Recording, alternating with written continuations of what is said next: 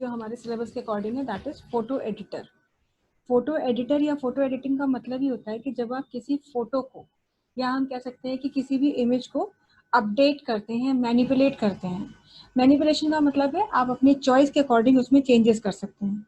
और किसी भी फोटो या किसी भी इमेज, वो इमेज कोई भी हो सकती है, जैसे जेपीजी इमेज हो सकती है या आपकी जीआईएफ इमेज हो सकती है। इन इमेजेस को एडिट करने के लिए, इनमें अपडेशंस करने के लिए हमको कई तरीके के सॉफ्टवेयर मिलते हैं। तो एक्चुअली हम वो सॉफ्टवेयर यहाँ पर चुनते हैं फोटो को एडिट करने के लिए, जिसमें कि हमारी इमेज जो है एक एक पिक्सल पे हम उसमें काम कर सकें। एक एक पिक्सल का मतलब ये कि स्मॉलेस्ट डॉट, एक इमेज का जो होता है स्मॉलेस्ट यूनिट होती है इमेज की, उस पर आप काम कर सकें। क्योंकि जितना ज़्यादा डेंस आप काम करेंगे, जितना ज़्यादा इन डेप्थ आप काम करेंगे, इमेज उतनी ही ज़्यादा अच्छी आपकी एडजस्टमेंट करने में आपको हेल्प करेगी। तो फोटो एडिटिंग करके आप बहुत सारे चेंजेस कर सकते हैं किसी भी इमेज में। जैसे आप उसके जो ऑब्जेक्ट्स हैं, मतलब जो इमेज आपको दिख रही है उसमें कोई ऑब्जेक्ट ऐसा दिख रहा है जो आपको नहीं चाहिए, तो आपको इसको रिमूव कर सकते हैं। या फिर आप इमेज का बैकग्राउंड चेंज कर सकते हैं, या फिर आप इमेज में जो भी कलर्स यूज हैं उन कलर्स को अपडेट कर सकते हैं। ऐसा काम यदि आपको करना है तो उसके लिए ही आपको किसी भी फोटो एडिटिंग सॉफ्टवेयर की जरूरत पड़ेगी। फोटो एडिटिंग सॉफ्टवेयर के लिए वैसे तो देखिए आपके पास काफ़ी सारे सॉफ्टवेयर अवेलेबल होते हैं, लेकिन हम अगर अपने सिलेबस की बात करें या हम बात करें एक अच्छे सॉफ्टवेयर की, तो जो मतलब एक काफ़ी रिलायबल सॉफ्टवेयर हमारा जो मार्केट में है और काफ़ी ज़्यादा मतलब पॉपुलर भी है, क्योंकि उसके जो ऑप्शंस हैं, उसके जो टूल्स वो आपको देता है वो बहुत ही ज़्यादा एडवांस्ड टूल होते हैं। उसका नाम है फोटोशॉप, और फोटोशॉप ही हमारा जो है सिलेबस में है। किसी भी फोटो को एडिट करने के लिए आपको जो है उसकी कुछ पर्टिकुलर ऑब्जेक्ट्स होते हैं फोटो के, जिन पे आपको काम करना होता है। या हम कह सकते हैं कि जो भी फोटो एडिटिंग का सॉफ्टवेयर हम यूज कर रहे हैं वो आपको किन किन चीजों पे काम करने में हेल्प करता है। सबसे पहली चीज होती है फोटो के ऑब्जेक्ट्स को सिलेक्ट करने में। क्योंकि देखिए सिलेक्शन वैसे तो देखा जाए तो आपने पूरी इमेज को सिलेक्ट किया ही हुआ है, लेकिन अगर आप इमेज में किसी पर्टिकुलर पार्ट को, किसी पर्टिकुलर सेक्शन को अगर आप सिलेक्ट करना चाहते हैं, और उसको सिलेक्ट करने के लिए के साथ ही साथ आप ये भी चाहते हैं कि बाकी की इमेज पे, बाकी की पिक्चर पे कोई भी इफेक्ट ना पड़े, तो इस तरीके का काम करने के लिए तो सिलेक्शन की एक फैसिलिटी होती है जो कोई भी फोटो एडिटिंग सॉफ्टवेयर आपको देता है। फिर दूसरा इसमें एक टर्म हम बहुत अक्सर सुनेंगे, अक्सर बोलेंगे, जो कि है लेयर्स। लेयर्स एक तरीके से मतलब वैसे तो पता ही कि लेयर क्या होता है, एक सिंपल सी लेयर होती है, मतलब कई सारी चीजें, कई सारी लेयर्स एक के ऊपर एक हो सकती हैं। तो एक इमेज जो होती है वो भी देखा जाए तो कलेक्शन होता है कई सारे लेयर्स का। काफी लेयर्स होती हैं जो आपस में कलेक्टिवली फॉर्म में वो वहां पर होती हैं। तो फोटोशॉप में आप लेयर्स का यूज करते हैं किसी भी इमेज के इंडिविजुअल पार्ट को सेग्रीगेट करने के लिए, उसे एक पार्ट से डिफ्रेंशिएट करने के लिए।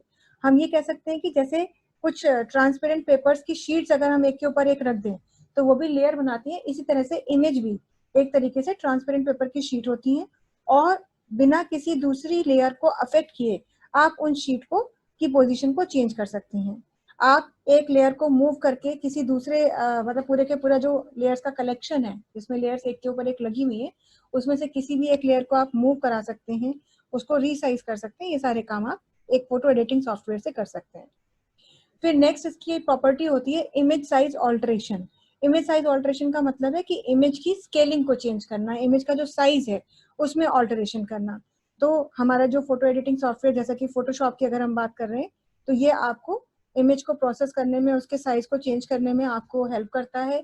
साइज को उसकी बड़ा या छोटा तो करता ही करता है, उसके अलावा ये इमेजेस को मतलब आपका जो है आगे मतलब बढ़िया यूज करने के लिए, बढ़िया तरीके से आप इसे यूज कर सकते हैं। और हाई रेजोल्यूशन इमेजेस जो है आप कैमरे के जो होती हैं उनको भी आप उसका साइज जो है रिसाइजिंग कर सकते हैं। नेक्स्ट होता है क्रॉपिंग। ये टर्म भी, इससे भी हम लोग बहुत अच्छी तरह से जानते हैं। क्रॉपिंग का मतलब ही होता है कि किसी भी इमेज के किसी डिजायर्ड पार्ट को रखना और अनडिजायर्ड पार्ट को हटा देना। तो वैसे तो क्रॉपिंग आपने की है, अगर हम देखें तो हमने राइटर में भी क्रॉपिंग करी थी।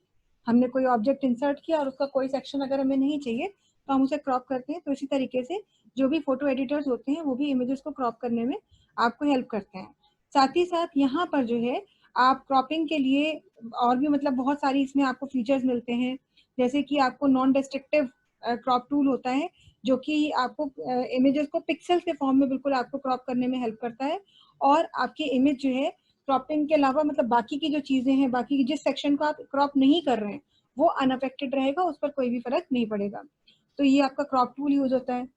फिर नेक्स्ट है आपका हिस्टोग्राम। हिस्टोग्राम इसमें एक बहुत इंपॉर्टेंट ऑप्शन होता है और ये आपको मदद करता है कि इमेज को एडिट करने में। जैसा अभी हमने आपसे कहा कि कोई भी इमेज को जब हमें एडिट करना होता है तो हम चाहते हैं कि उसकी पिक्सल्स पे हम काम करें, यानी बिल्कुल इंडिविजुअल यूनिट पर भी अगर हम काम करना चाहते हैं तो ये काम करने के लिए आप हिस्टोग्राम का ही यूज करेंगे। क्यों? क्योंकि हिस्टोग्राम जो होता है एक बहुत ही स्पेशल ब्राइटनेस वैल्यू के साथ में इमेज को पिक्सल करने में, पिक्सल की जो काउंट्स होती हैं उसमें प्लॉटिंग करता है आपकी। और इसमें जो है आपको एक एक पिक्सल की ब्राइटनेस वैल्यू को आप इंडिविजुअली एडजस्ट कर सकते हैं, चेंज कर सकते हैं। ब्राइटनेस और कंट्रास्ट को भी आप हाई या लो कर सकते हैं।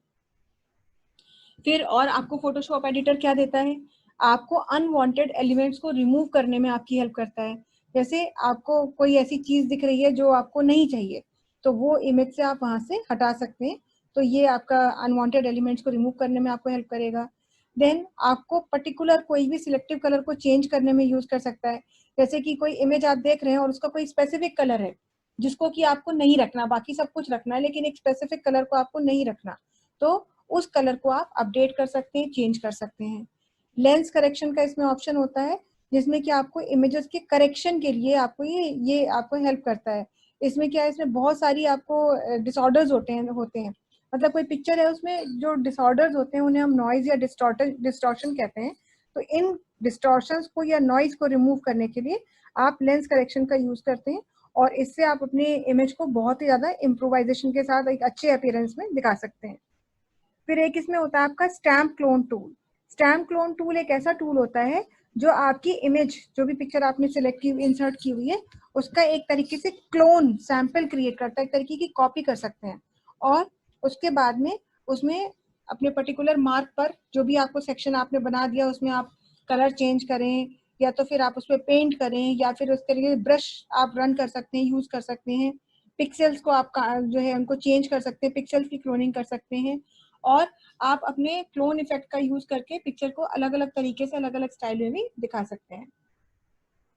क्लोनिंग में भी आपको कई सारे ऑप्शन मिलते हैं, लेकिन खैर हम जो क्लोन स्टैम्प यूज करेंगे, क्लोन्स का आपको बताएंगे ही आगे अगले सेशन में अपने कि कैसे ये सब चीजें वन बाय वन यूज होती हैं।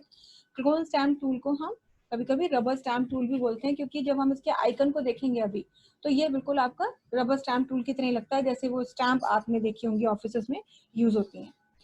फिर आपका स्टैम्प क्लोन टूल के बाद में कलर एडजस्टमेंट का भी एक फीचर होता है आपके फोटो एडिटर सॉफ्टवेयर में, कि जो भी इमेज है आपकी उसको कई तरीके से, कई सारी आपको वेरिएशंस मिलते हैं जिसमें आप इमेजेस के कलर चेंज कर सकते हैं।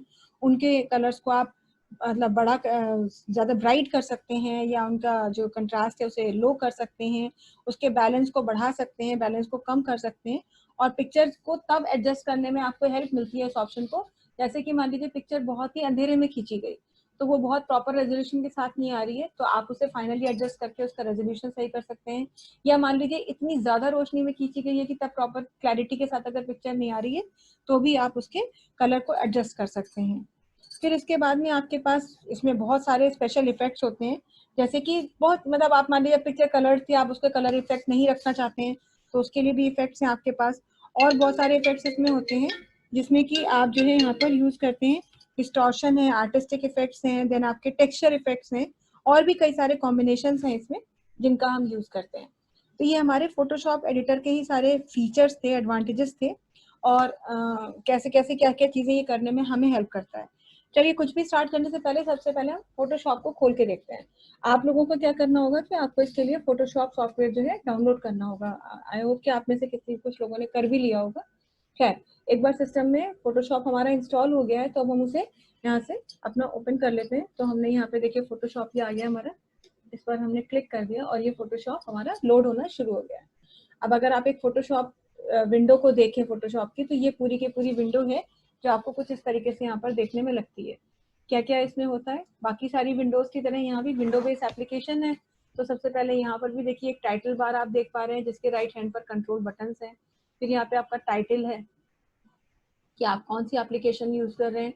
देन आपको यहाँ पर इसका आइकन मिलता है, इस पर सिग्नल क्लिक करेंगे, कंट्रोल बटन, और डबल क्लिक करने पर वही आपको यहाँ पे क्विट करने का ऑप्शन मिलता है। इस टाइटल बार के एकदम नीचे आपको यहाँ मेन्यू बार मिलती है और डिफरेंट मेन्यूज हैं। यहाँ पर आपको फाइल मेन्यू है, एडिट मेन्यू है, इमेज है, और हर मेन्यू में अपने कुछ ना कुछ ऑप्शंस हैं जिन ऑप्शंस को हम यूज करेंगे अकॉर्डिंग टू अवर सिलेबस। उसके बाद में यहाँ पर आपको एक टूल बार मिलती है और ये टूल बार अपडेट होती रहती है, मतलब ऑटोमेटिकली चेंज होती रहती है। ये चेंज होती है इस बेसिस पर जिस बेसिस पर आप यहाँ ऑप्शन सिलेक्ट करते हैं। जैसे कोई भी ऑप्शन अगर आप चेंज करेंगे तो देखिए यहाँ पर ये टूल बार चेंज हो जाएगी। जिस ऑप्शन पर क्लिक करेंगे तो अकॉर्डिंगली उससे रिलेटेड ऑप्शंस जो हैं आपके यहाँ पर खुल जाते हैं। उसके बाद में अगर हम देखें तो एक पतली सी बार यहाँ पर है, ये हमारी स्टैंडर्ड टूल बार, स्टैंडर्ड तो नहीं कहेंगे, इसको हम टूल बार ही बोलते हैं। और इसमें हमें वो टूल्स मिलते हैं जो हमें फोटोशॉप के डिफरेंट ऑप्शंस को यूज करने में हेल्प करते हैं, और जैसे जैसे हमें यूज करना होगा उन पे हम काम करेंगे। राइट हैंड साइड पर अगर हम देखें तो यहाँ पर हमें काफी सारी बार मिलती है। इनफैक्ट 4 बार है यहाँ पर जो आपको मिल रही है, 4 बार्स आर देयर।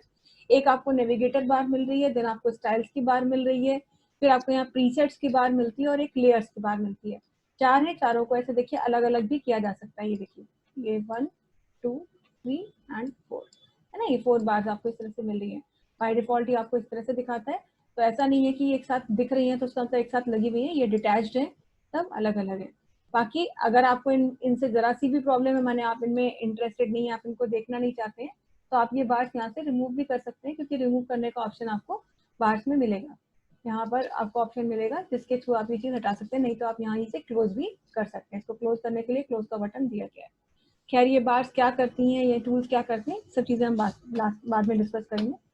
नीचे अगर हम ध्यान दें तो देखिए नीचे यहाँ पर एक और बार बनी हुई है जिसमें अभी तो कुछ नहीं है। यहाँ पर ही आपको यहाँ पर एक छोटा सा आइकन दिखाई दे रहा है, इस पर अगर हम क्लिक करेंगे तो कुछ ऑप्शंस यहाँ पर खुलते हैं, फाइल से रिलेटेड ऑप्शंस खुलते हैं, और एक यहाँ पर बटन आपको दिखाई दे रहा है जिसमें आपको अगेन यहाँ पर कुछ डिफरेंट ऑप्शंस मिल रहे हैं। तो खैर यहाँ पर जब हम यूज करेंगे अभी, तब हम इनके बारे में बात करेंगे। अब हमें एक ब्लैंक न्यू फाइल चाहिए। अगर हम फोटोशॉप में एक ब्लैंक न्यू फाइल क्रिएट करना चाहते हैं तो फाइल में आएंगे और न्यू ऑप्शन पर क्लिक करेंगे, या वही कंट्रोल एंड प्रेस करेंगे। जैसे ही हम कंट्रोल एंड प्रेस करेंगे तो देखिए सबसे पहले पूछेगा कि आप फाइल को किस नाम से सेव करना चाहते हैं। हालांकि ये मैंडेटरी नहीं है, माने आप चाहें तो पहले से नाम दे सकते हैं, अगर आप चाहें तो बाद में भी आप नाम दे सकते हैं। अगर बाद में नाम देंगे तो सेव ऑप्शन यूज करना होगा। आप पहले से ही नाम देना चाहते थे तो यहीं पे नाम आप दे देंगे, तो आप जो नाम यहाँ देंगे उसी नाम से फाइल क्रिएट होगी। तो ये ऑप्शन आपकी मतलब चॉइस पे डिपेंड करता है। यूजुअली अगर आप कंफर्म है, आप काम करना ही चाहते हैं, तो आप यहाँ पे नाम दे ही देते हैं, बट हमने कहा अभी तो हम सिंपल देखना चाहते हैं तो फिलहाल अभी हम नाम नहीं दे रहे हैं। इसके बाद में फिर इमेज की साइज की प्रॉपर्टीज यहाँ पर आपको दिखाई दे रही है, माने जो इमेज के लिए बॉक्स खुल के आएगा उसकी।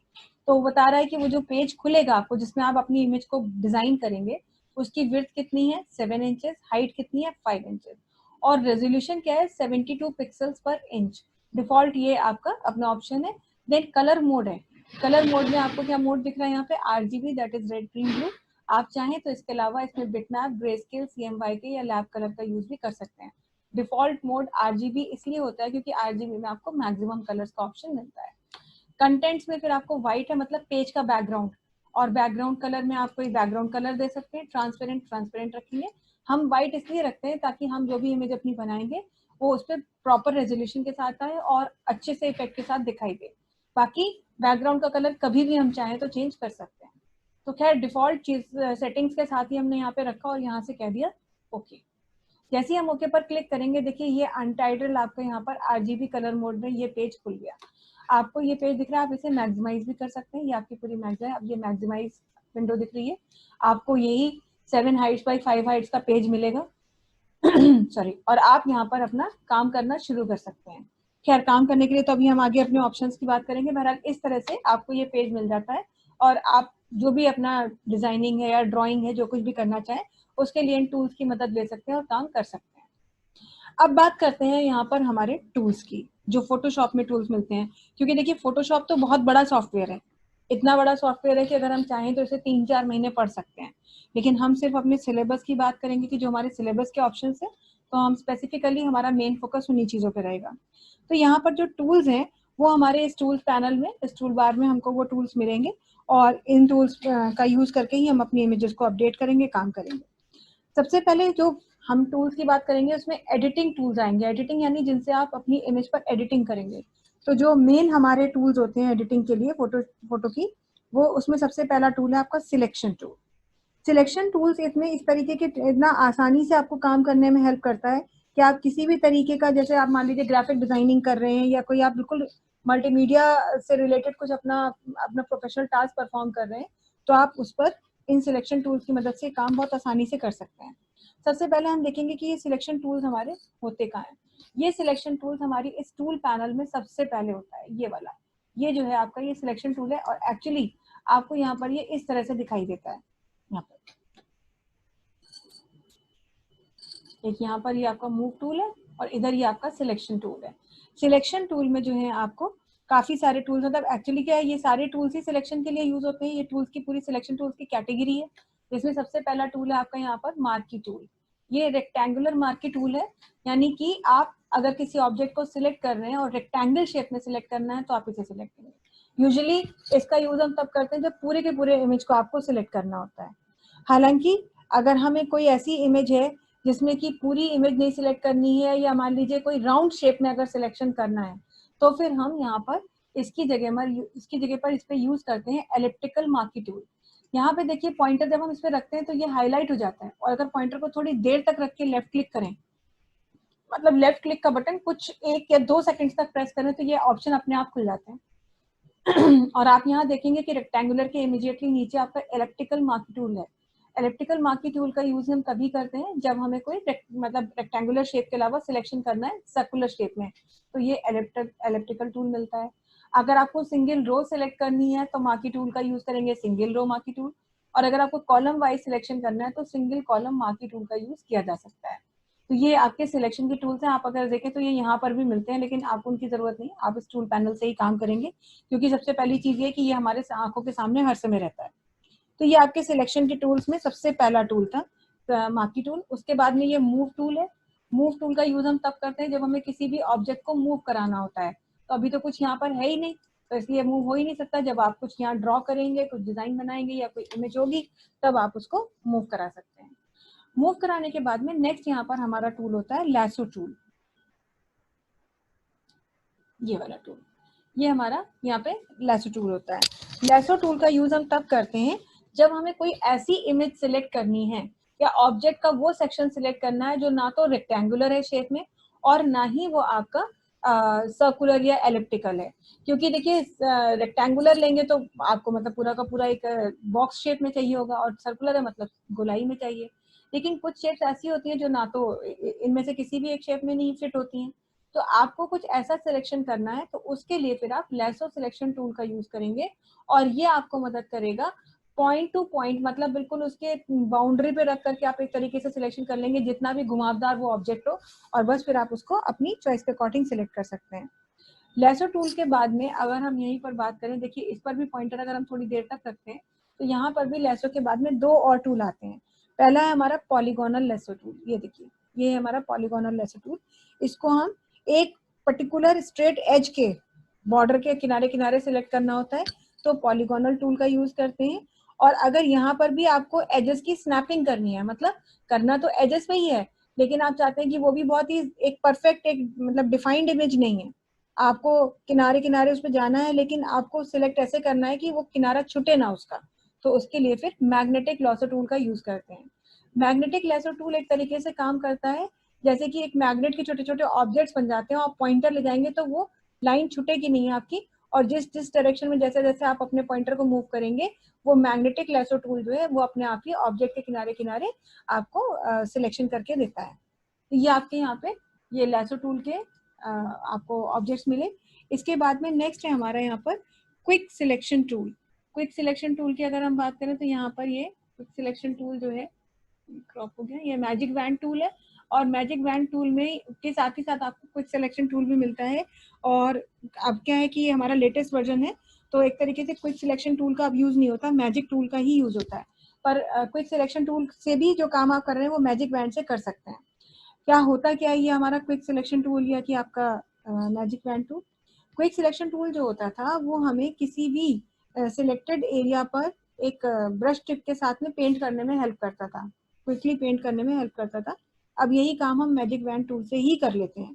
तो ये क्या करता है कि हमारे जो भी फाइल है उसमें हमारे ऑब्जेक्ट्स को सिलेक्ट करता है और एक जैसा कलर फिल करने के लिए या उन पर उनको ब्लेंड करने के लिए या उनको ओपेक करने के लिए, इन सब चीज़ों के लिए यूज़ कर सकते हैं। कलर की हम रेंज डिफाइन कर सकते हैं और जो भी कलर हमें पूरा एक स्टाइलिश अपना कलर का पूरा रेंज लेंगे कि यहाँ से लेके यहाँ तक का कलर आप डिफाइन करो, तो जो भी रेंज आप डिफाइन करेंगे वो कलर आपके मैजिक बैंड मतलब एकदम मैजिकली जो है आपके ऑब्जेक्ट को ट्रांसफॉर्म कर देता है। तो ये आपके सारे के सारे जो टूल्स हैं ये सिलेक्शन टूल्स के तरह से काम आते हैं। फिर नेक्स्ट है हमारे पेंट टूल्स। ये क्रॉप टूल है आपका, क्रॉप टूल से आप क्रॉपिंग करेंगे और ये आपका नाइफ टूल होता है, मतलब स्लाइसिंग के लिए यूज होता है। तो उसकी हम आपको बताएंगे आगे कैसे यूज होता है। नेक्स्ट फिर हमारे अब आते हैं पेंट टूल्स।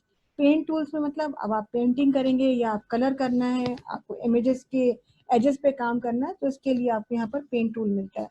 और पेंट टूल के लिए आपको पेंट ब्रश का टूल मिलेगा। ये देखिए यहाँ पर आपको ये ब्रश टूल है, इसका आप यूज करते हैं कलर्स को के स्ट्रोक देने के लिए या फिर आपको फ्री हैंड ड्राइंग करनी है तो उसके लिए आप जो है यहाँ पर ब्रश टूल का यूज करेंगे। आपको बैकग्राउंड में अगर काम करना है तो बैकग्राउंड में काम करने के लिए आप यहाँ पे ब्रश टूल का यूज करेंगे। और आपको फोरग्राउंड में काम करना है, फोरग्राउंड मतलब ऊपर काम करना है बैकग्राउंड के, तो आप उसके लिए पेंसिल टूल का यूज करते हैं। पेंसिल टूल के लिए यहाँ पर आपको ये जो है ये फ्री फॉर्म पेन टूल मिलता है, इसका यूज किया जा सकता है। वैसे अगर आप यहाँ पर भी क्लिक करेंगे थोड़ी देर रख करके तो देखिए ये ब्रश टूल है और ये पेंसिल टूल है, दोनों का अपनी अपनी जगह यूज है। अभी हम आपको दिखाते हैं कैसे करते हैं। ठीक, नेक्स्ट फिर हमारे ट्रांसफॉर्म टूल्स होते हैं।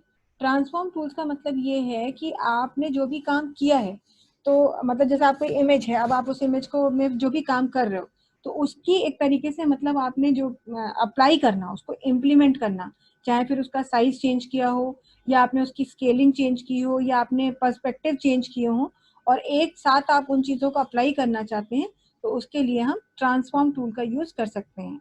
ट्रांसफॉर्म टूल के लिए भी आपके पास राइट क्लिक करने पर भी ऑब्जेक्ट का ऑप्शन आपको मिल ही जाता है। जब भी आप यूज करते हैं तो ट्रांसफॉर्म राइट क्लिक करते ही ट्रांसफॉर्म का ऑप्शन आपको मिलेगा।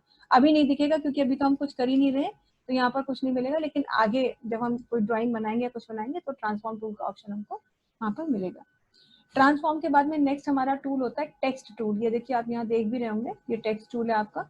टेक्स्ट टूल का यूज करते हैं कुछ लिखने के लिए, क्योंकि फोटोशॉप का मतलब ये नहीं कि हमेशा आप इमेजेस या ड्राइंग्स या पिक्चर्स की बात करें, अगर कुछ लिखना है तो लिखने के लिए आप टेक्स्ट टूल का यूज करते हैं। इस पर क्लिक करेंगे, कर्सर आपका ब्लिंक करने लगेगा और आप जो कुछ भी लिखना चाहते हैं वो आप लिखेंगे और लिखने के बाद उसमें अमेंडमेंट कर सकते हैं। वो अमेंडमेंट कैसे होते हैं ये आपको आगे बताया जाएगा। फिर नेक्स्ट है आपकी लेयर्स। जैसे हमने आपको कहा कि कोई भी ग्राफिक इमेज अगर आप इंसर्ट कर रहे हैं तो उसमें लेयर्स होती हैं जो कि एक तरीके की शीट्स के कलेक्शन के फॉर्म में होती हैं। अगर कोई भी हम फोटोशॉप फाइल की बात करें, जो भी फोटोशॉप में हम फाइल बनाते हैं, तो उसमें जो है यूजुअली कोई भी अगर एक सिंगल इमेज भी है तो जनरली वो 3 लेयर्स की बनी हुई होती है। 3 लेयर्स किसी भी इमेज में हो सकती हैं और होती ही हैं। किसी भी फोटो एडिटर में अगर आप लेयर्स को सिलेक्ट करेंगे तो सिलेक्शन के लिए आपको तीनों चीज़ों का पता होना चाहिए कि वो लेयर्स कैसे सिलेक्ट होती हैं। तो ये तो इमेज हम यूज़ करेंगे तब आपको बताएंगे। फिर नेक्स्ट इन्हीं लेयर्स पे हम सारा काम करेंगे, इन्हीं लेयर्स का यूज़ करेंगे। तो ये तो खैर हम आगे देखेंगे। अब थोड़ा सा हम यहाँ पर अपने इस फोटोशॉप के विंडो को देख लेते हैं। अपनी फोटोशॉप की फाइल जो भी हमारी सेव होती हैं वो .psd एक्सटेंशन से सेव होती हैं। psd फोटोशॉप डॉक्यूमेंट कहलाते हैं वो और उसकी तरह से सेव होती हैं। तो खैर अभी हम क्या कर रहे हैं, अभी हम इसे क्लोज कर रहे हैं। ये हमने कंट्रोल W कर दिया, उसने पूछा सेव करना है, हमने कहा कैंसिल। ये कैंसिल करा और यहाँ से इसको बोला डिस्कार्ड, कहा नो, है ना। तो विदाउट सेव किए, विदाउट कोई काम किए हम बाहर आ गए। वापस से हमने कंट्रोल एन किया और अब देखिए हम यहाँ पर इमेज 1 नाम हमने अपनी फाइल को दे दिया है और यहाँ से कह दिया ओके। ओके करने पर देखिए अब ये हमारी फाइल का नाम यहाँ पर आपको दिखाई दे रहा है। अब हम सबसे पहले बात करते हैं ब्रश टूल की। ये देखिए पेंट टूल के लिए आपको बताया गया था कि एक ब्रश टूल होता है। जैसे हम इस ब्रश टूल पे क्लिक करेंगे, क्लिक करते ही देखिए उसकी प्रॉपर्टीज यहाँ पर खुल गई आपकी और यहाँ पर ये आपको बता रहा है कि ब्रश टूल है। देखिए ये आपको दिख रहा है, इसके अलावा आप इनमें से कोई टूल भी सिलेक्ट कर सकते थे। फिर नाम बता रहा है उस टूल का और यहाँ पर आपको साइज दे रहा है, मतलब उसके कितने पिक्सल्स का आप जो है यूज कर रहे हैं। हालांकि अगर आप देखें तो इसकी वैरायटी इतनी है, जैसे अभी कितना है 13 पिक्सल्स। आपको यहाँ पर ये डायमीटर को इंक्रीज करने के लिए यहाँ ये आपको मिल रहा है एक ये जो है बार मिल रही है और इस बार में आप देखिए जैसे जैसे आप आगे बढ़ रहे हैं तो आप देखिए कि उसके पिक्सल्स भी बदलते जा रहे हैं। और जिस तरह से आप चाहें तो ये कस्टमाइज भी कर सकते हैं। हालांकि अगर आप चाहें तो कुछ आपको ऑप्शंस यहाँ पर भी मिल रहे हैं, ये देखिए इतने सारे ऑप्शंस यहाँ भी मिलते हैं, तो इनमें से भी कोई ऑप्शन आप ले सकते हैं जो भी आपको रखना हो। तो ये आपने मान लीजिए कहा ये वाला ले लिया और इस पर लेके आपने डबल क्लिक किया तो देखिए आपका माउस का पॉइंटर ऐसा हो गया। अब आप देखिए ये इस तरह से कुछ भी अगर आप बना रहे हैं तो ये देखिए जो चीजें हैं आपकी ये दिख रही हैं। वापस से इसे चेंज कर रहे हैं, ये ले लिया आपकी, डबल क्लिक किया तो देखिए इसका अपना अलग ही इफेक्ट है ना। फिर यहाँ आए, अभी हमने कहा नहीं हमें इतना नहीं चाहिए, हम थोड़ा पतला कर देते हैं और ये देखिए तो इसकी थिकनेस में और इसकी थिकनेस में फर्क है। तो ये इस तरह से जो है यहाँ पर आप यूज कर सकते हैं। ब्रश टूल है यहाँ पे, ये ब्रश टूल के इतने सारे आपको ऑप्शंस दिखे थे, बाय डिफॉल्ट ये पतला सा दिखता है, इनमें से भी कोई आप यहाँ से ले सकते थे। डबल क्लिक करेंगे और ये आपको दिखा रहा है। तो ये अब आपको यहाँ पर ग्रीन कलर से दिखा रहा है, इसका कलर कैसे चेंज होगा अभी बताते हैं आपको। यहाँ पर फिर मोड में आप आएंगे तो देखेंगे नॉर्मल मोड है, हालांकि इसमें और भी बहुत सारे ऑप्शंस आपको दिए हुए हैं, ठीक है। अब यहाँ पर मान लीजिए नॉर्मल से हमने कह दिया यहाँ पे डिजॉल्व,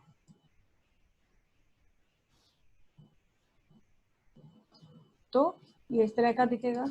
आपने बोल दिया यहाँ पे डार्कन, ओवरलैप करेगा जब ऑब्जेक्ट को, जब हम 2-3 ऑब्जेक्ट को ओवरलैप करेंगे तो इसको देख पाएंगे कि ये किस तरह से इसका इफेक्ट आता है। हालांकि ये आपकी अपनी चॉइस होती है कि किस तरह रखना है। ओपेसिटी दिखा रहा है 100%। अभी आप इसकी ओपेसिटी को कम करना चाहते हैं तो यहाँ स्लाइडर को कम कर दीजिए, ये देखिए तो ये देखिए ट्रांसपेरेंट हो गया है ना। थोड़ा सा इसको थिक कर देते हैं यहाँ से, ये दिया। देखिए जब ये इसकी ओपेसिटी नहीं थी तो ये बिल्कुल देखिए इतना डार्क आ रहा था, अब क्या है ये लाइट हो गया। क्यों? क्योंकि अब ये ट्रांसपेरेंसी इसकी बढ़ गई है, ओपेसिटी हमने कम कर दी है। बाय डिफॉल्ट ओपेसिटी हमेशा 100% रहती है। अब देखिए आप इतना डार्क आएगा। बाकी इसका फ्लो है तो फ्लो 100% है, मतलब अच्छे से बढ़िया से फाइन उसके साथ में है। और जैसे जैसे आप फ्लो करेंगे उसकी रफनेस थोड़ी थोड़ी बढ़ती जाएगी, ठीक। फिर नेक्स्ट यहाँ पर ये आपका यही स्टाइल का हमारा है, मतलब इसकी कैपेबिलिटीज के हटाना या इंक्रीज करना या हटाना रिमूव करना, इसका कोई खास नहीं। सारे ऑप्शंस को कलेक्टिवली यूज करने के लिए ये आप इसे इनेबल करें या डिसेबल करें, ऑप्शंस इंडिविजुअली मिल रहे हैं तो आप इन्हें यहाँ से यूज कर सकते हैं। तो ये हमारे यहाँ पर हमने सबसे पहले बात करी अपने ब्रश टूल की। अब ब्रश टूल को जो है यहाँ से हम हटा रहे हैं, हमें नहीं चाहिए।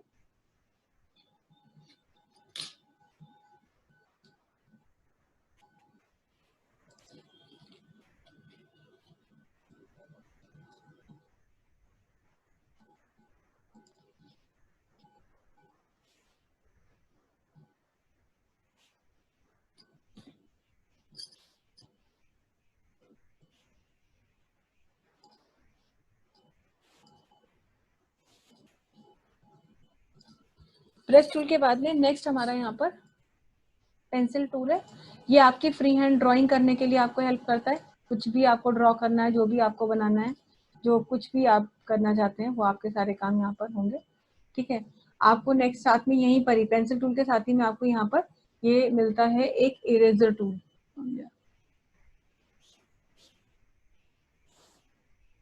ये इरेजर टूल मिलता है, इस पर क्लिक करेंगे तो ये इरेजर मिल रही है, आप इसको रिमूव कर सकते हैं बिल्कुल जैसे आपने पेंट में देखा था, है ना।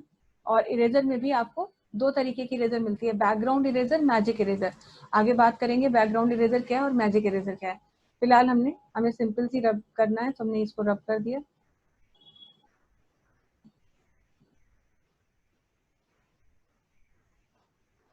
अब हमें ये पेंसिल टूल यूज करना है वापस से, इसी पे क्लिक किया हमने।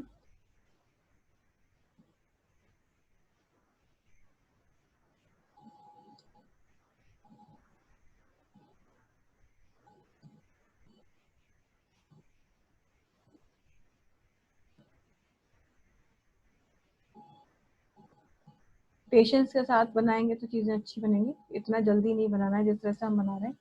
तो इस तरीके से देखिए कि कोई भी इमेज आपने यहाँ पर ड्रॉ कर लिया है। अब ये इमेज जो भी हम ड्रॉ करते हैं देखिए उसकी इन्फॉर्मेशन यहाँ पे जो है, पहला हमारा ये जो बार है उसमें इन्फो दिखाता रहता है कि इस तरह से इमेज जो है आपकी बन रही है। ठीक है। अब पेंसिल टूल से आपने फ्री हैंड ड्राइंग कर ली। इसके अलावा फिर नेक्स्ट हमारा यहाँ पर हम बात करते हैं अपने अगले टूल की। ये तो अब हमें टेक्स्ट टूल की बात करते हैं। कुछ लिखना है तो टेक्स्ट टूल है, यहाँ पर क्लिक किया और अब हम जो भी लिखना चाहते हैं वो हमने यहाँ पे लिख दिया। ठीक है। आपको जैसे ही आपने लिखा तो अब आपको इसके साइज या इसके फॉन्ट के साथ कुछ काम करना है तो आप इसे सिलेक्ट करेंगे और सिलेक्ट करने के बाद अब आप यहाँ देखिए तो आपको फॉन्ट भी मिलेगा। पूरी टेक्स्ट की प्रॉपर्टीज अपने आप ही आपके सामने खुल जाएंगी। तो ये देखिए यहाँ पर फॉन्ट फैमिली है, मतलब आप कोई सा भी फॉन्ट की फैमिली ले लीजिए। फिर यहाँ पर उसका साइज आपको दिख रहा है, हमने बोल्ड कर दिया, ठीक हो गया। यहाँ फॉन्ट का साइज आपको कितना रखना है, आपने कहा 36 रखना है। ठीक है। फिर यहाँ पर उसके इफेक्ट्स हैं। ठीक है। और स्ट्रॉन्ग कर दिया हमने, ये अलाइनमेंट है आपका। और यहाँ पर है आपको उसका टेक्स्ट का कलर। तो आप देख रहे थे ग्रीन कलर दिखा रहा था, आपको ब्लू कलर करना है तो ब्लू कलर कर दिया, ओके कर दीजिए। यहाँ से ये हो गया, टेक्स्ट का कलर चेंज करा आपने। और आप यहाँ से फॉन्ट चेंज कर लेते हैं। मान लीजिए यहाँ से हमने ले लिया कुछ भी एक डिफरेंट सा कलर ले लेंगे, सपोज हमने ये ले लिया। ठीक है। अब कलर चेंज करने के बाद नेक्स्ट हमारा है यहाँ पर ऑप्शन हमारे लिए कि हम टेक्स्ट की रैपिंग कर सकते हैं। तो वार्पिंग करते हैं। एक्चुअली वार्पिंग में जो है ये नन स्टाइल है। अभी यहाँ पर आप इस तरह से वार्पिंग करेंगे। वार्पिंग का मतलब इस शेप में आप देखना चाहते हैं टेक्स्ट को। तो मान लीजिए आर्क शेप में आप देखना चाहते हैं तो ये आपने आर्क कर दिया इसको, ये देखिए, है ना। तो ये टेक्स्ट की वार्पिंग आप जो भी करना चाहें ये ऐसी है। बहुत सारे स्टाइल्स हैं, जैसा आपको चाहिए वैसा आप यहाँ से ले सकते हो। इनफैक्ट इसके बाद भी आप इसमें ये देखिए चेंजेस कर सकते हैं, जो भी कुछ आपको रखना है ये आप कर सकते हैं। हॉरिजॉन्टल डिस्टॉर्शन आपको कम करना है, ये देखिए, है ना, जो भी हम बात कर रहे थे। तो डिस्टॉर्शन भी अप एंड डाउन आप कर सकते हैं और आपने किया और ओके कर दिया। तो ये वार्पिंग आपने चेंज करी। वार्पिंग को ऑपरेट करने के बाद अब यहाँ पर जो है आप toggle character and paragraph palettes, यानी कैरेक्टर की जो पैलेट है उससे और पैराग्राफ की पैलेट, ये देखिए यहाँ पर आप देखें तो एक नई आ गई। ये कैरेक्टर पैलेट है और ये पैराग्राफ पैलेट है। कैरेक्टर पैलेट का मतलब आप सिंगल वर्ड पे या अल्फाबेट पे काम कर रहे हो। अगर आपने पैराग्राफ पे काम कर रखा है तो उसके ऑप्शंस आपको यहाँ मिल रहे हैं। तो जैसे अब ये है फॉन्ट का साइज चेंज करना है या कुछ भी, तो यहाँ पर भी वही सब चीजें आपको मिल रही हैं। लेकिन अगर मान लीजिए आपने पैराग्राफ लिख रखा होता और उस पर आपको काम करना होता तो यहीं से पैराग्राफ के ऑप्शंस आपको मिल जाते। पैराग्राफ के लिए आप ज्यादा से ज्यादा क्या कर सकते हैं, सबसे पहली बात तो आप अलाइनमेंट चेंज कर सकते हैं। लेफ्ट राइट सेंटर अलाइन है आपके पास, जस्टिफाई अलाइनमेंट है आपके पास। ठीक है। उसके अलावा अब आप यहाँ पर यूज करेंगे स्पेसिंग और मार्जिन। ये तो मार्जिन है, लेफ्ट मार्जिन है आपकी, देन ये आपकी फर्स्ट लाइन का इंडेंटेशन है, ये है आपकी right margin. Left margin right margin है, इंडेंटेशन है। और उसके अलावा फिर आपको यहाँ स्पेस ऐड करना है, मतलब पैराग्राफ के पहले स्पेस ऐड करना या तो फिर पैराग्राफ के बाद में स्पेस ऐड करना। उसके लिए आपको यहाँ पर ये ऑप्शन मिलता है। बाय डिफॉल्ट अगर आप देखें तो हाइफनेट के चेकबॉक्स इनएक्टिव पहले से इनेबल्ड है। यानी अगर आप पैराग्राफ लिख रहे हैं और कोई वर्ड इतना लंबा हो गया कि वो उसमें एडजस्ट नहीं हो सकता, मतलब एंटर करके आप नेक्स्ट लाइन से उसे ऐड करना चाहते हैं तो वो ऑटोमेटिकली हाइफनेट हो जाएगा।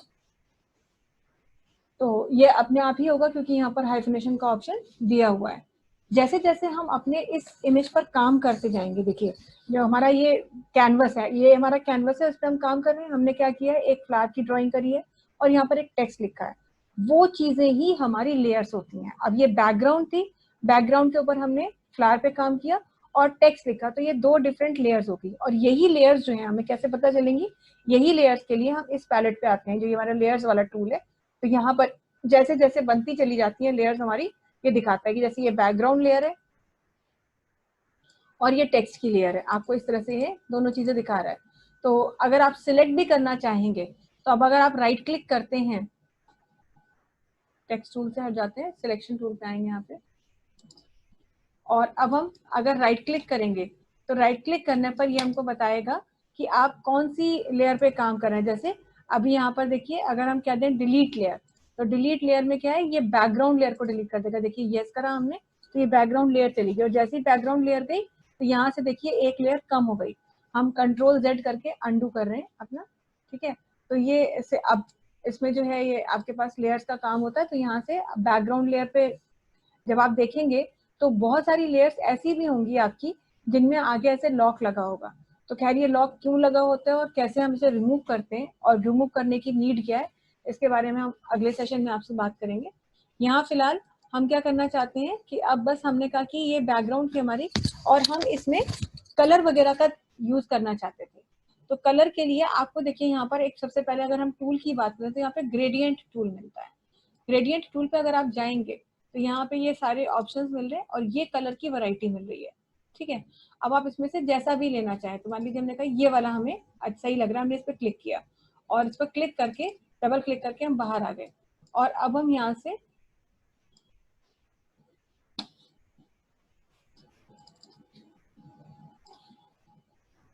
ये देखिए ऐसे हमने छोड़ा, यहाँ पर ऐसे करके बस इतना सा करके छोड़ दिया, तो देखिए ये जो कलर का इफेक्ट है, थोड़ा दूसरा ले लेते हैं,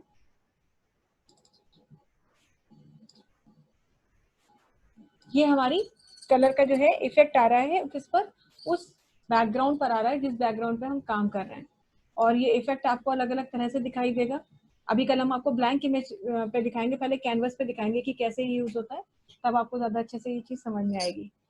चल इतना ही रखते हैं, कल हम बिल्कुल प्रॉपर नए तरीके से एक इमेज को इंसर्ट करके और ड्राइंग करके आपको दिखाएंगे। आपके पास आपकी बुक होगी और उसमें ये चैप्टर के बेसिक्स आपको दिए हुए हैं, तो ये बेसिक्स एक बार आप पढ़ लीजिएगा ताकि आगे की चीजें आपको भी समझने में आसानी रहे। तो आज के लिए इतना ही रखते हैं, कल की क्लास में इसको कंटिन्यू करते हैं। That's all for the day.